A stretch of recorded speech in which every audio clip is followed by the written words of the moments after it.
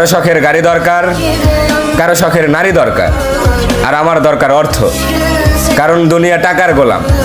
আবেগ, ভালোবাসা, মায়া, মমতা এগুলো সব মানুষের মুখের কথা। তাই যদি না হতো তাহলে জগতের মানুষ অন্তত কাফনের কাপড় ফ্রিতে দিত। নেতারা সব নেতা না হয়ে সমাজসেবী হতো।